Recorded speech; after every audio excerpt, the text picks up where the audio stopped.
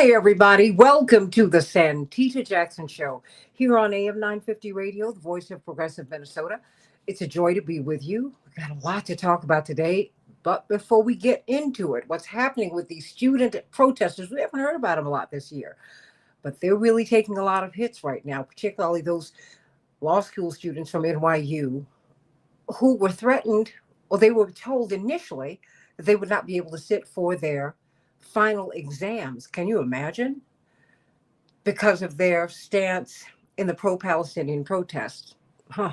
I want to get some feedback from you. I want to hear from you. Call me. Well, not call me, but certainly reach out to me on Blue Sky at santitajackson.bsky.social.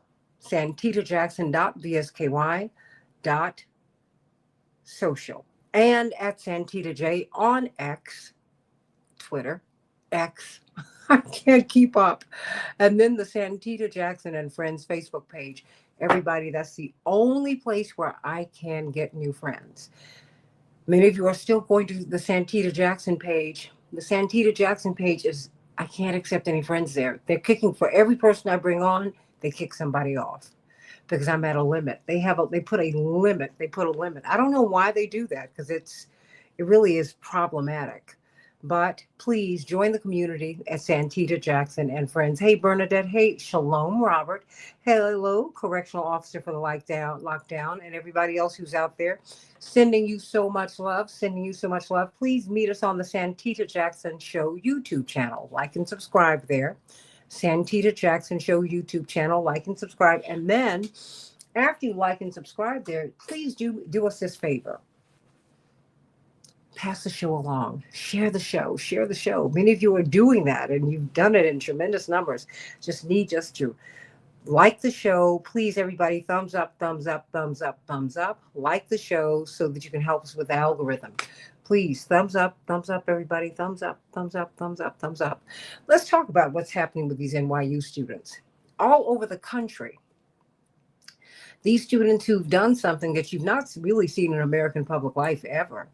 They have taken a stand very boldly, supporting, looking for Israeli security, but supporting Palestinians. It seems like that is the rub. Well, we saw students at the University of Chicago and other schools who last year were threatened with the withholding of their degrees because of their participations in these protests. And these protests have been peaceful. They have been broken up violently by outside agitators. Yeah. In fact, famously, Bill Ackman, the billionaire hedge fund owner who is anti-DEI, whose wife got a PhD at MIT. Well, she was accused of plagiarism. Well, he accused Claudine Gay, the first Black president of Harvard, of plagiarism and got her kicked out. And then they're questioning the validity of her PhD. Remember that? Well, his wife's degree has not been questioned. She apologized for it, and we've moved on. Well, having said all of that, he and Jerry Seinfeld's wife actually paid these agitators who violently broke up the encampments, as you remember, Attorney Mike Fancher. It was a really, really ugly scene. Well, now they're suing because many of them were shot with rubber bullets. Rubber bullets are not mild. You can be injured severely with rubber bullets. We're going to talk about that with a lawyer who's working on behalf of those students who were attacked in the next hour. But first, let's look at what's happening with the students at NYU Law School. They're in a tug of war with their administration.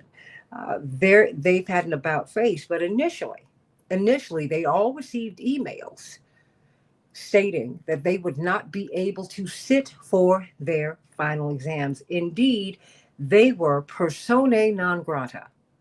They didn't exist. They were not allowed to use facilities. They were not allowed to go into certain buildings on campus.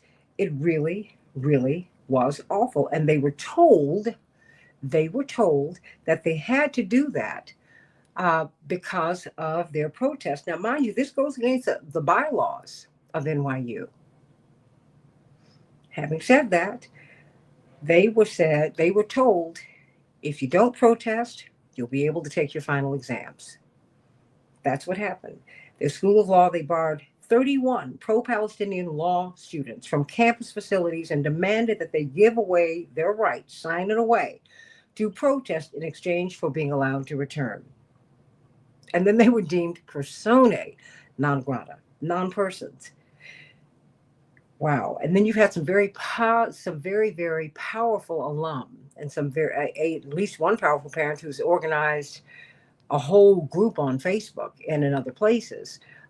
And she's an attorney in New York, Attorney Rand, who has been pushing to get these students deported, to get them expelled. Wow. Well, it seems that NYU has had a change of heart or something.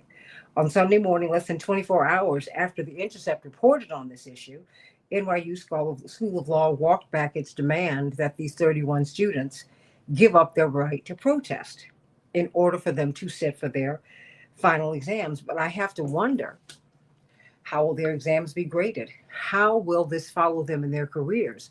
There are a lot of questions that we all ought to ask at this time. So I need you to like and share the show. Please thumbs up, everybody. Please thumbs up. Meet me on Blue Sky. I've gotten a chance to meet a few of you on Blue Sky, and it's been a joy.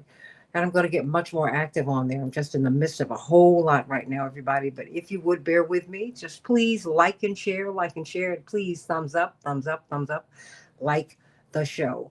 Attorney Mark Fancher, you are a brilliant lawyer, brilliant civil libertarian, author, and you have been to law school. Have you ever heard of anything like this? I really haven't. This is amazing. I mean, it's one thing if Donald Trump, in all of his idiocy, decides that he wants to try and regulate the content of speech, to prohibit people from speaking and that type of thing. But for a university to do it, and specifically for a law school to do it, which should know better, is really quite astounding. And while at first blush this might seem to be something that's very enraging and something that is very disturbing, and it is on both counts, at the same time, I think that we should be greatly encouraged by it. Because I've said in the past that when institutions, particularly capitalist institutions, begin to do things that are outrageous, when they begin to come down on people with a heavy hand, when they become almost comically oppressive, when they begin to repress in ways that they never have before, that's an indication that they're in a state of panic. That they realize that the protesters and the demonstrators and the resistors and the rebels that they're going after are winning, and that they really don't have many more options in terms of trying to silence them or shut them down, and so they have to come at them in the way that a caged animal would come after someone, or a cornered animal would come after someone who's trying to attack that animal. So in that sense, it's very encouraging, but obviously very difficult and very challenging for the students who are at the center of this.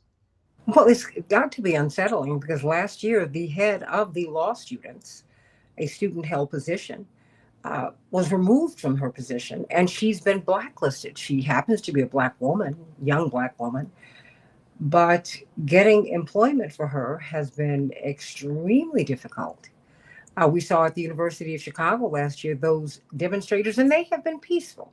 They've been peaceful, and it has been multiracial. It has gone across religious lines. It has, it's really been, they've been quite inspiring protests. Well, they were threatened with not receiving their degrees. I mean, first of all, they were, the encampments like the ones at UCLA, and like it, all of these encampments have been broken up in the most violent of ways. Uh, so, I mean, what do you read into that? And I mean, the pushback. I hear you, they're winning, but the pushback is unbelievable. Yeah, well, freedom fighters end up paying a price, unfortunately, Yeah. and effective freedom fighters pay the highest price. And I think that what we really have to take stock of is the pivotal role that the Zionist Israel state plays in imperialism globally, Mhm. and that's what this is all about. That for decades, since 1948, Israel has gone essentially unchallenged. And to the extent that there has been any challenge, then all that was necessary was for the powers that be to look at the challenger and to go, boo. And whoever was doing the challenging would retreat very quickly and say nothing more. And what you have now are students who are not intimidated. This is a generation that can't erase from their minds the horrible visions that they've seen of the bodies in Gaza, the rubble in Mhm. Gaza, the destruction, and it gets through to their conscience, and they're driven. They can't back down. They have to act on that conscience in much the same way as previous generations have acted when their conscience has been challenged. Whether it was watching naked babies running through the streets in Vietnam that Mhm. had been hit by napalm, that got many youth out into the streets, whether it was students who went on freedom rides in the South, or who sat in, who protested, who got involved in demonstrations to bring about an end to Jim Crow in the South, or any movement that you've seen where people have been moved deeply. These students have responded in much the same way.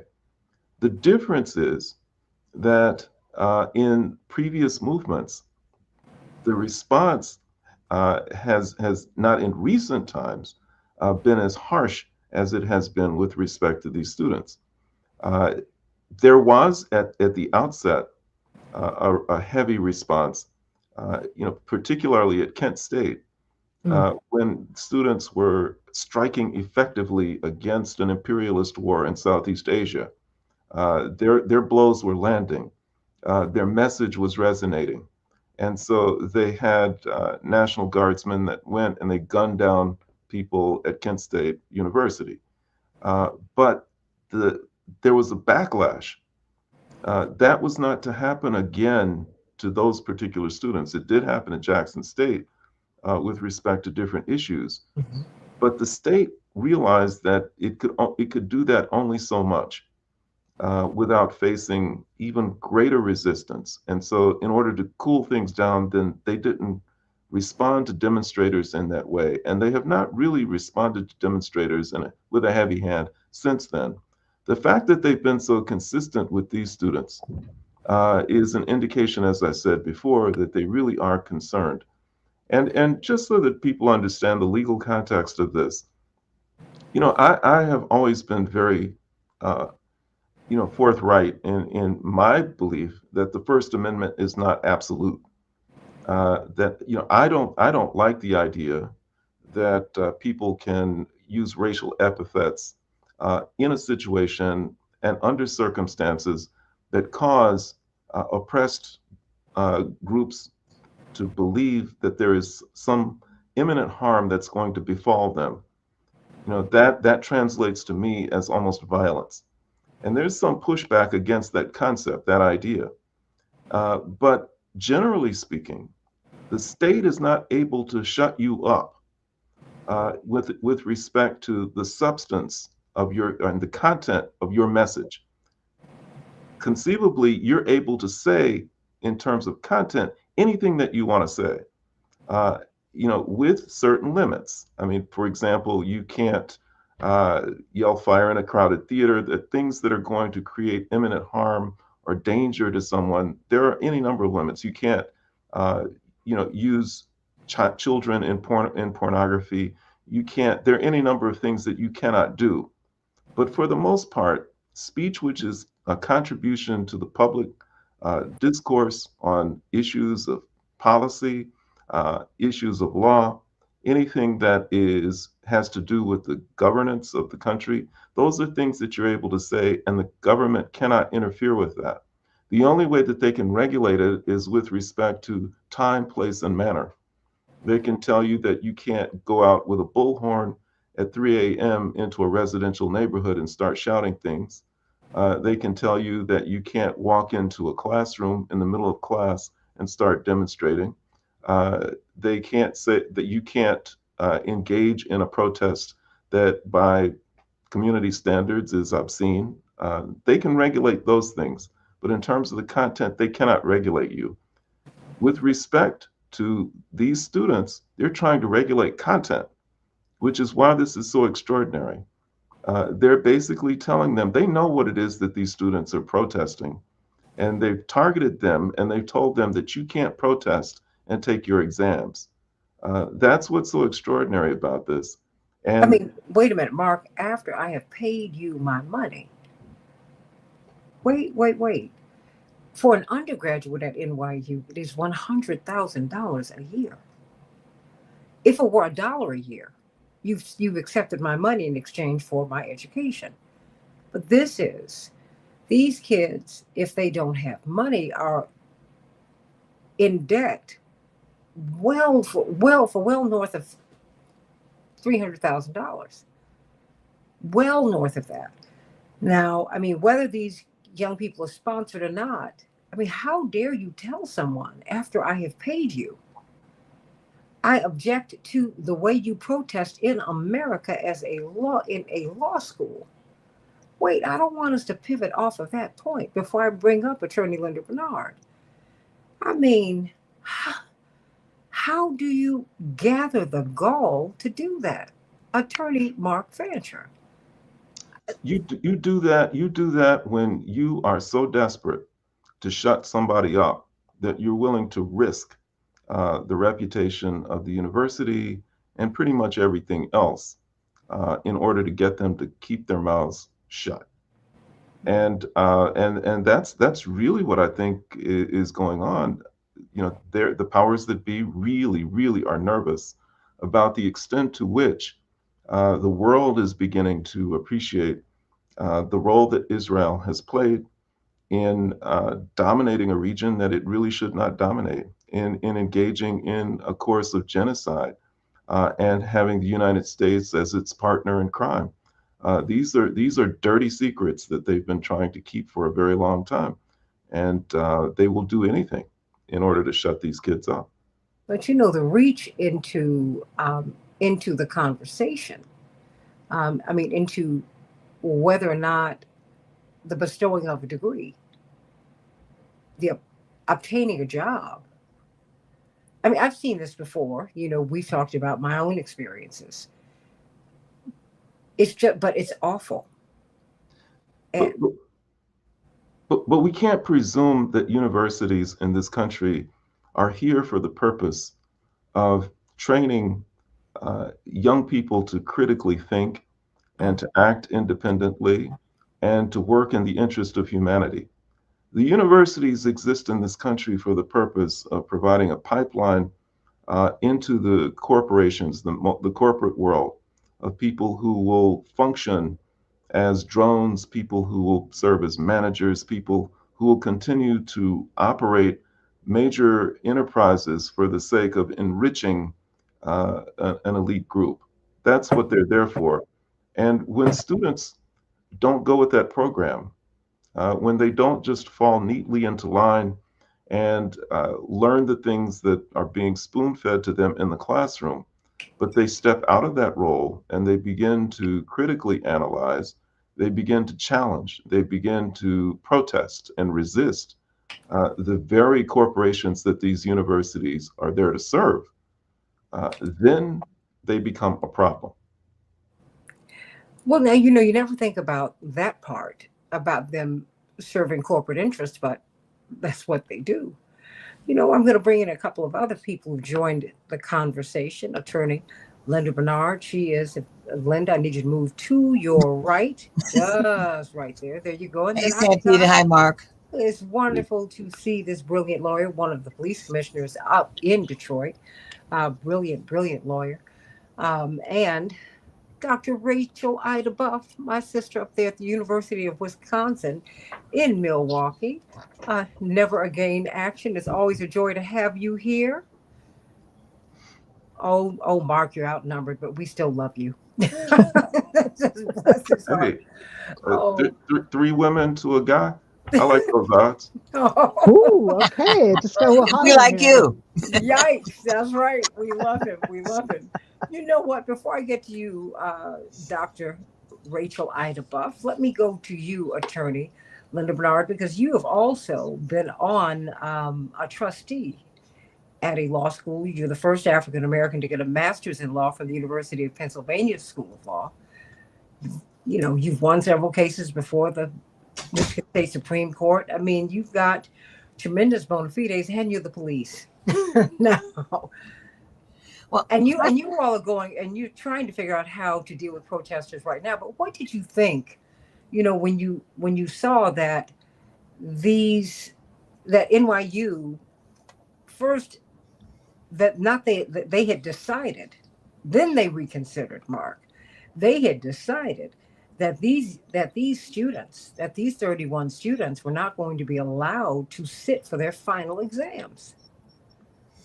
I think it's outrageous, and I share all of Mark's sentiments on this. The only difference is that I don't quite understand, Mark. You said since 1948, and since we created Israel, why America has taken this on. I mean, we're the only people that I'm aware of in the world that are doing what we're doing with Israel, and for them to have this, is it that the 3% Jewish population in America is that powerful? I know that they are very powerful and very financially well off, but this makes no sense. 2 plus 2 is 4. It's not 3. Yeah. This doesn't make sense. Well, What's happening in the universities, Santita, and what's happening in terms of our international position on this. We are against the world. Well, we and the British, you know, The we're, British. Okay. we're together on this one. Thank you. I didn't know. yeah, Oh, yeah. I can respond very quickly. This has never been about Judaism or Jews or religion or anything related to religion. Please say that. Oh my God. Say This it is again. I did not know that. this has always been about money and empire. Thank you. It's power. That's it. What happened in 1948 is that there was a coincidence of interest. The Jewish community has long felt that it was abused, and they have been.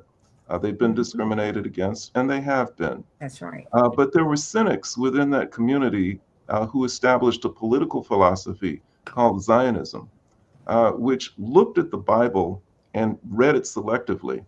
Whereas God said that he was going to deliver the people, deliver the children of Israel. They said, well, we don't want to wait on God. We're going to do it ourselves. He said that he was going to give us a promised land. We're going to take one.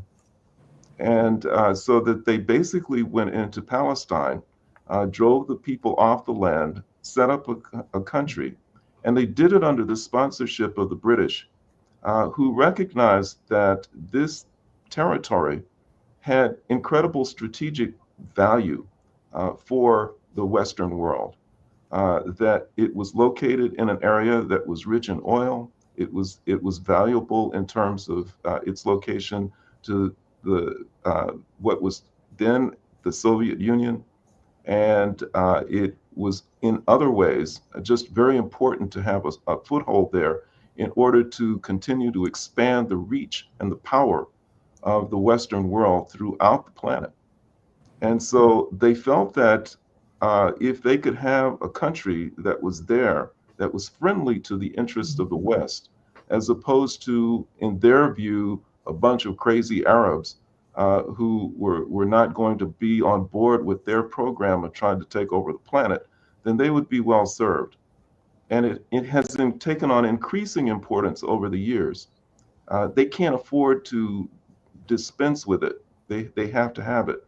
And it has ensured a certain dominance for the state of Israel in that region because it's backed up by the United States and by other Western interests, but primarily the major multinational corporations now, less so than the countries, because they're in the business of building empire, trying to control the planet.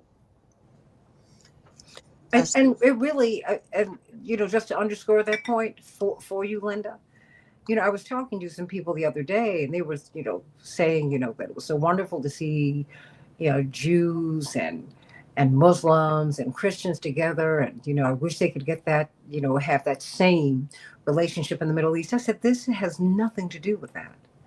This is about power. They gave the Palestinians what they thought were cast off lands, the West Bank and Gaza. Then they found that there was a tremendous tranche of oil and other minerals, particularly in Gaza. And they said, we've got to get them out of there. And now they're literally there to level it as we speak today. I see. To remove everybody. They're in our government is in talks with Rwanda right now to absorb the Palestinians. And I think, ironically enough, Rwanda was one of the countries that they considered taking over, right, Mark? Uganda. When they were looking, I'm sorry, that's right. Yeah, when they were looking for places where they could establish their so-called promised land, they looked at Guyana in South America. They looked at Uganda and a couple of other places, but they said, you know what? The Bible talks about Palestine a lot. Let's go there and take it. That's kind of sort of it. So, that's really what it came down. I think there was even some talk of Texas. That's right, Linda. Mm-hmm. But I mean, but we're so into this now. I don't understand. I mean, it doesn't even make any sense. Yeah.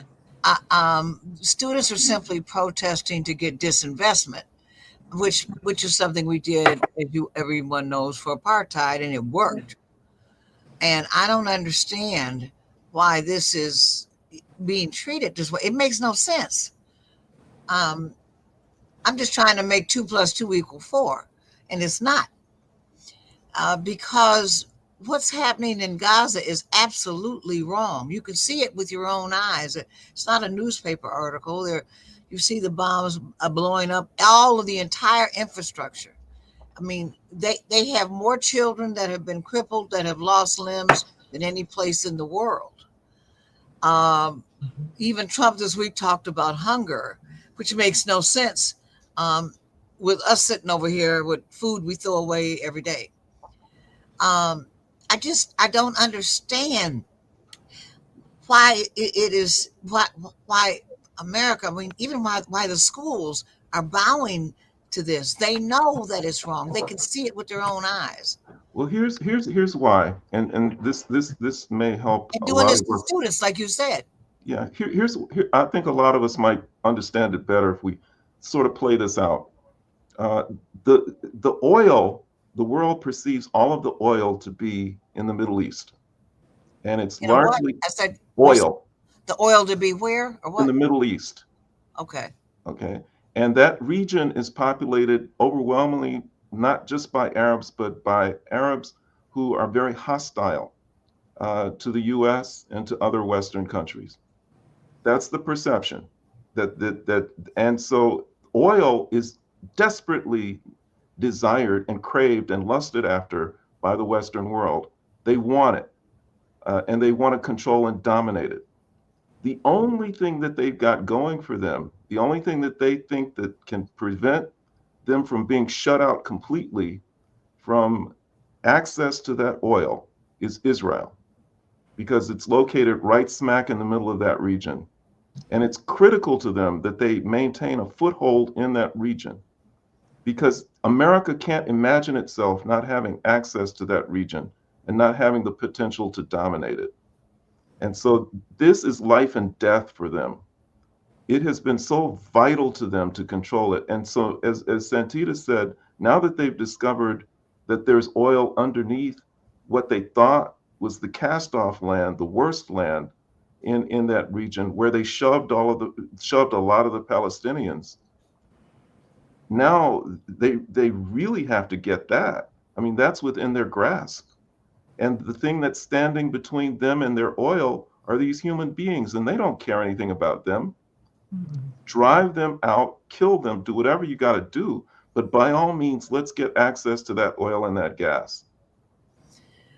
I see. So that's really what's motivating them. That's what's motivating Israel. I thought Israel simply needed to expand because of its own population. What are there? I don't know how many people there are in Israel. No, they're absolutely and as you know, they're a nuclear power, which makes them even more threatening. Yeah, but they're absolutely outnumbered by the Palestinians. Oh, I didn't know that. Okay. Oh, absolutely. But see, the thing is that was not part of the conversation. Part of the reason Reverend Jackson got such pushback, really an underlying reason when he ran for president, was that he actually exposed what was happening in that region, which had been, we had a no-talk policy. Literally, you could not mention the proper noun Palestinian in conversation, diplomatic or personal, in the United States. Did Kissinger do that? Because he was Jewish. Well, this is less about Judaism and more about power. And we have to understand that you have many Jewish people who get a lot of pushback from their own communities and from the world. But these kids are the kids who are leading the protest in the United States are Jewish. It's the Jewish kids who said, wait a minute, we took the pilgrimage to Israel as young Jewish kids do. These kids said, wait. They came back and said, no. Wait a minute. What you told me about that place is very different. Because these 18, 19, 20, 25, 24-year-olds, these under 30, these kids, they have a whole different outlook on the world, all of them, from every kind of background. And I'm not saying all of them are progressive, but a good many of them are. And they came back, as I've talked to them, and they said, wait a minute, what we saw over there, we felt that we were misled. So they actually have come back pushing before October 7th for another way. Incidentally, why did they do that? That was dumb. What, October 7th? Yes. Well, when we find out about Hamas was really the counterweight to the Palestinian Liberation Organization, which was Yasser Arafat. I met him. The Israelis did not want to deal with him, so they really helped to fund Hamas. Yes, they did. That's true. Okay. Mm-hmm. And the question has been, what really happened on October 7th? Because Netanyahu had been warned. He'd been forewarned. It's a horrible tragedy. It's horrible. And I want the hostages back, but I want a ceasefire, not just a ceasefire. I want peace, and I want the people to be able to go back to their homeland. But what's happening now to our students who are because it's the Black students and the Palestinian students at Harvard who are taking the biggest hit on this.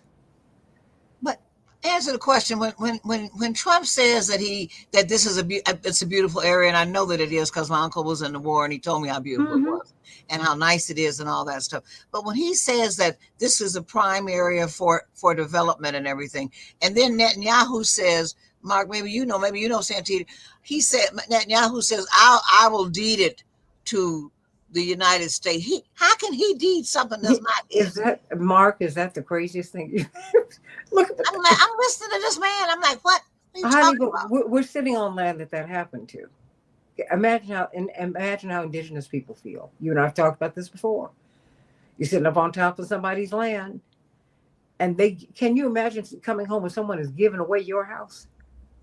I understand exactly, but this is what. How does Israel claim this land? Well, I know our embassy is in Jerusalem now, which is part of Palestine, isn't it? Or I've never been to that area of the world. You guys probably have been. Most Americans have not been. Well, but look, these people are playing a lot of games, and they have a match at kerosene. No, not at kerosene. I mean, this This is a very dangerous game that they're playing, Mark. And we could have a world war. We really could, given where we are and what's happening. And now you have a lot of conversation in the United States that has been, a lot of things have been unlocked here. And what is disturbing to me is that a lot of it is anti-Jewish conversation. And that is the ugliness. That's the underbelly of it. So you see a lot of progressives and even people who consider themselves to be Zionists who are saying, wait. Even Einstein took issue with the establishment of Israel. I mean, Einstein had a problem with Zionists. I mean, Mark, help me out here. Yeah, I mean, so we act as if they're monolithic, like people think Black people are monolithic. That's just not true. yeah, there are competing emotions that many feel about all of this, because it's been a trade-off. On the one hand, the Zionist state exists, and it has all of its contradictions. It's violent, it's oppressive, it's an occupier. But on the other hand, many in the Jewish community understand the dynamics of this and the fact that as long as it's there, then their personal interests are somewhat protected. That the US and other Western powers are going to make sure that their safety and security is preserved, which is something that they've craved for a long time. So people have mixed emotions about that sometimes. But the other thing that I think is really important for us to understand is the fact that so often these things incidents are taken out of context, and people can't appreciate or understand them. Yes, in isolation, October 7th was a horrible thing. But you have to realize that since 1948, when Israel was created, there has been an ongoing process of attacking, killing, jailing, destroying the Palestinians. And so October 7th becomes one in a series of acts of what many Palestinians regard as resistance to this type of ongoing oppression.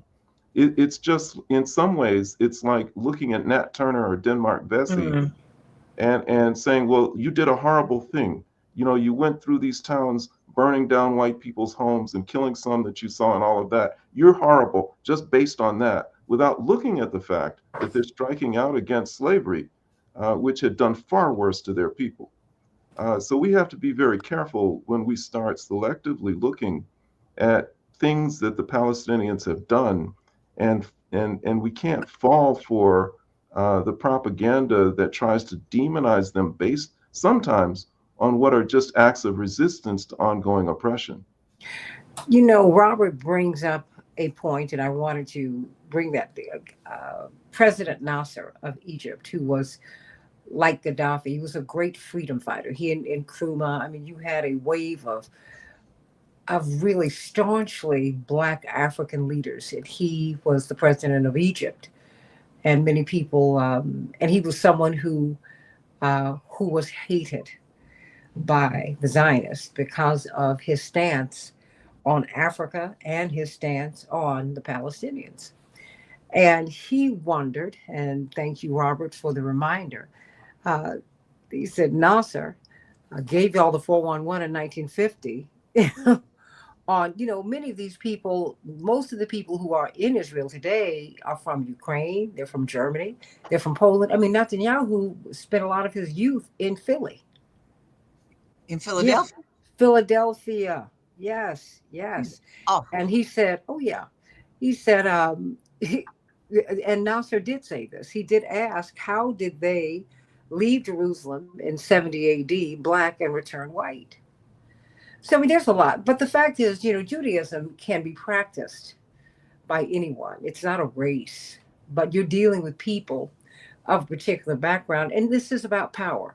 This is what this is a group who wanted to see if this European colonial project would work there. And it is a significant point to raise in this regard, because I fully support anyone who wants to practice their faith, Judaism, whatever it may be. I respect that, as much as anybody can respect it. But if when you take on a faith, you begin to make changes to history in order to justify injustice, then there's a problem. Yeah. Because I think he's right. I mean, the original Hebrews were in Africa for centuries. All right. And I don't care what color they were when they went in, you don't stay in Africa for 400 years and come out looking like you're from Norway. Honey, you don't hide Jesus in Egypt looking like Michelangelo. Are you for real? Right. Looking like you're a white hippie Right. from Berkeley.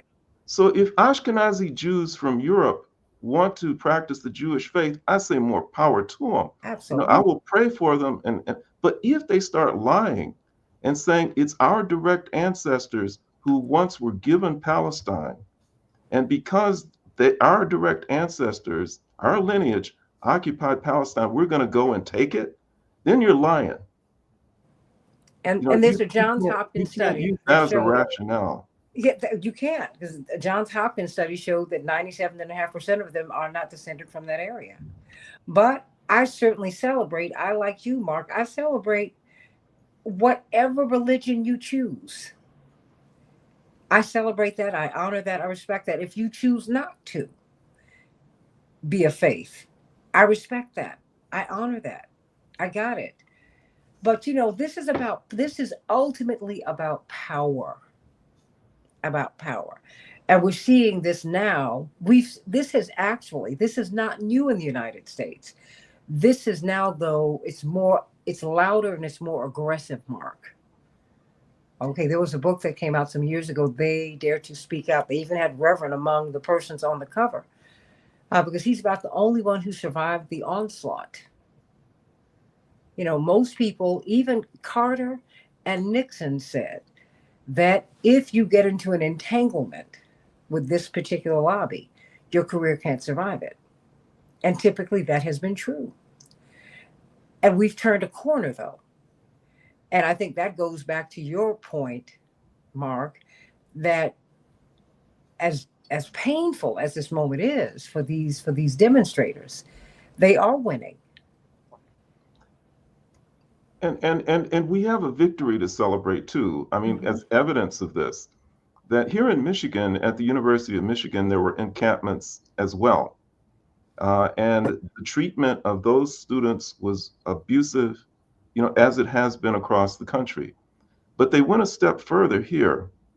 The Attorney General, the Michigan Attorney General, decided to bring criminal charges, in my view, in my opinion, baseless criminal charges against several of these demonstrators. 12. 12. Went after them and has gone after them with a vengeance. But she just announced, I believe yesterday, that she's dropping the charges. Yes.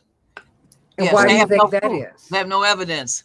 Well, also that's political pressure, because just a few years ago, she would have pursued them. First of all, they would not have had the space to protest, but she would have pursued them to the ends of the earth, and that would have been the end of the story for them.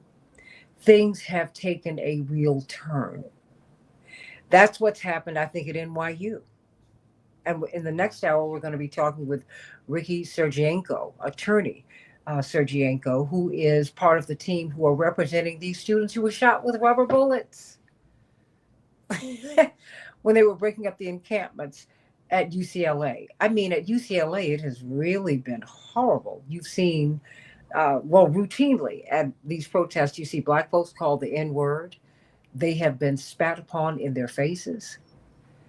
It has been a very, very ugly scene. And it is, but how, now you are involved as a police officer, I mean, not as an officer, but as a commissioner. What is the best way, in your estimation, to handle this? Well, we have policies now. As a matter of fact, I'm sure Attorney Fancher is probably aware of it. We're in the process. As a matter of fact, we have a meeting on it tomorrow. You're more than welcome to come, with the chief's office about the due process rights for freedom of speech demonstrations, because of some difficulty that we had at that demonstration, when the NAACP was in town, and our NAACP dinner, and there were some issues with respect to protesters. 3 protesters were arrested. They were subsequently released. So now we're developing a new policy on First Amendment, on the exercise of First Amendment rights by protesters, including the fact that, as you know, Mark, the people who have the right to observe the protest, to make sure their constitutional rights are being protected. And they have the green hats. Now they got new green hats now with a gold thing around them and all that kind of stuff. But the policy is actually about 13 pages long. I'm chair of the policy committee for the Detroit Board of Police Commissioners.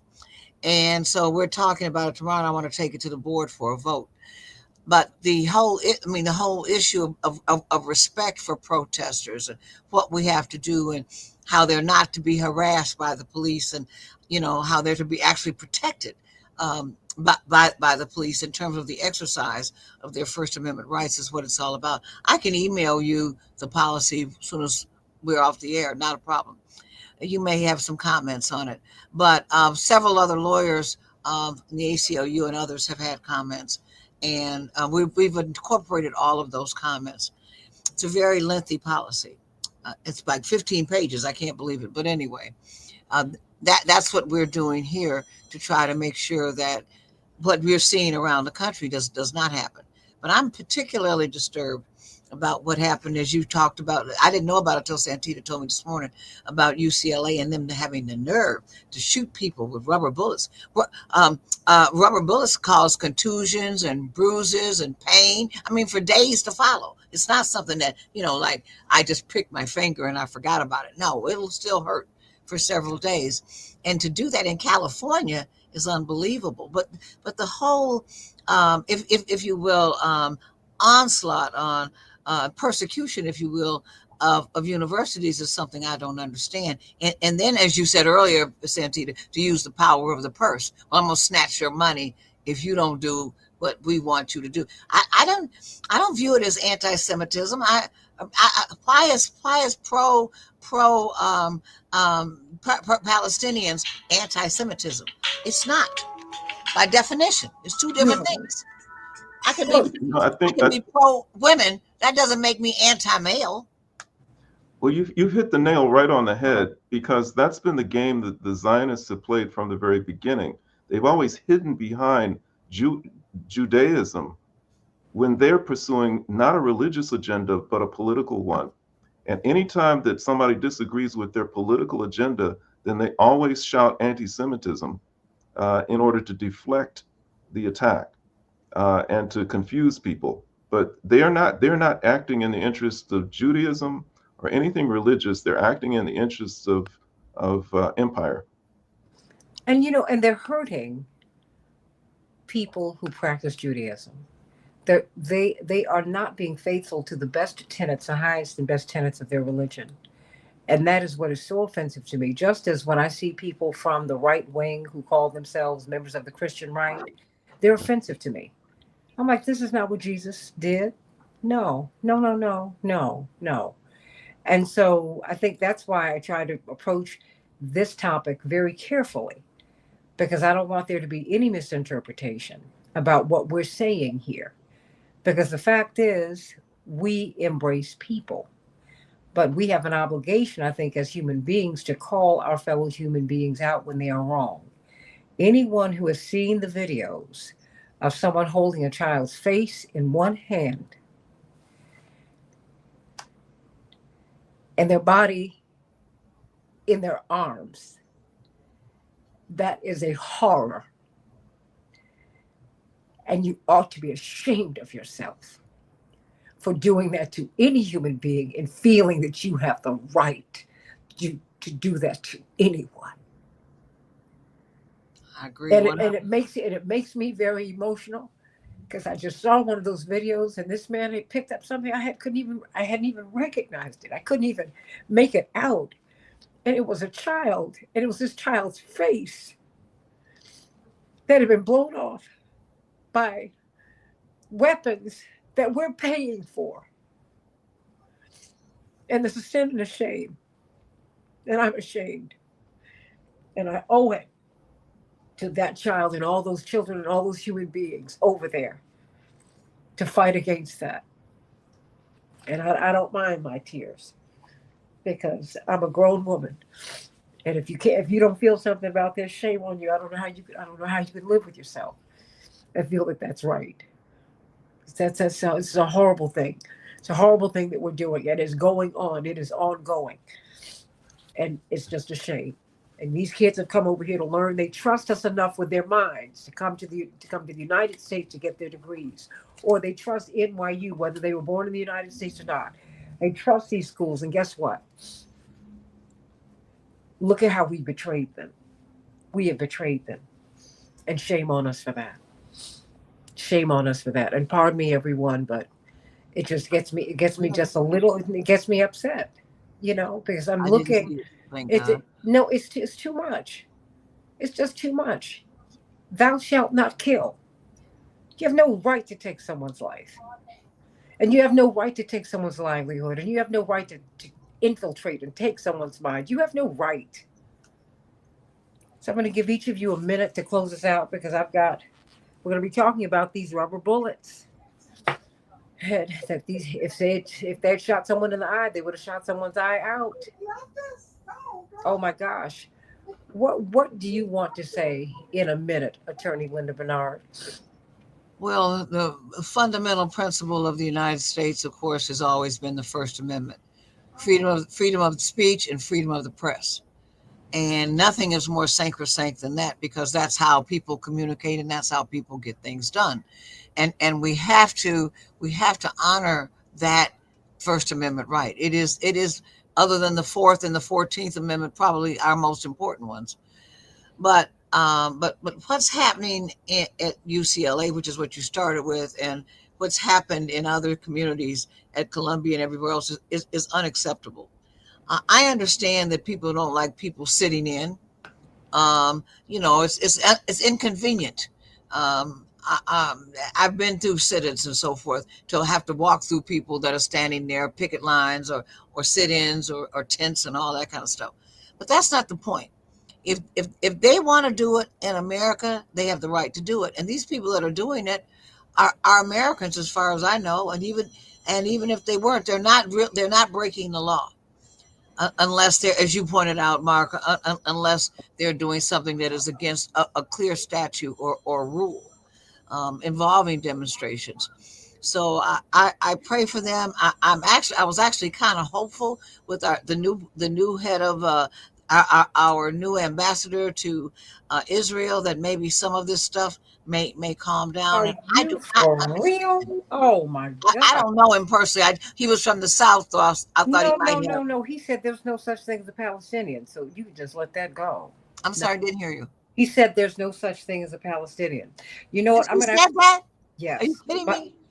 you can't make this up. But I'm gonna have to wrap this up. Attorney Mark Fancher, what say you as we close out? You can't make it up. Yeah. Like, Well, Attorney Bernard and I, we're lawyers, and I think we enter understanding that in the course of our work, we're going to see a lot of horrible things, terrible things. And I can speak personally that I think over time I've trained myself not to cry, not to get emotional about horrible things. Mm. But the thing that still makes me cry is when I see incredible, beautiful acts of kindness. oh yeah. That still gets me. And one of the most beautiful things that I saw was when the genocide in Gaza really got going, and South Africa stepped up Oh yeah. and took the state of Israel to the International Court of Justice. And then they showed a scene on a street in Gaza where Palestinian children were singing the South African national Oh, anthem. absolutely. It touched my heart. And I think it should inspire all of us to look past all of these differences that we're always encouraged to look at, and to recognize our shared humanity, Mhm. and to become kind to one another, to support one another, to affirm the best of who we are as a species. And that is a very beautiful thing. And I'm hoping and praying that globally will do that so that I cry all the time. Oh, absolutely. And I've seen God, look, you can't beat God given and being good. I've seen God work through people in so many ways. That makes me cry too, Attorney Fancher. When I see kindness, when I saw those Palestinian kids waving Reverend's picture when he was running for president. The night he spoke at the convention, they said, I am Jesse, I am Jesse, I am Jesse. And I saw the kids in South Africa do that too. And I saw the kids in Compton do it. And we owe it to all. And I've seen some people in Appalachia. Took my father to the Mayo Clinic. I'll say this very quickly. And this little white lady who was at the security desk, she said, "Is this the Jesse Jackson?" We said, "Yes." And she started to cry. She said, "I'm just a little white woman. I don't mean anything." I said, "Oh, no, don't say that." She said, "No, I'm some little town here in Minnesota.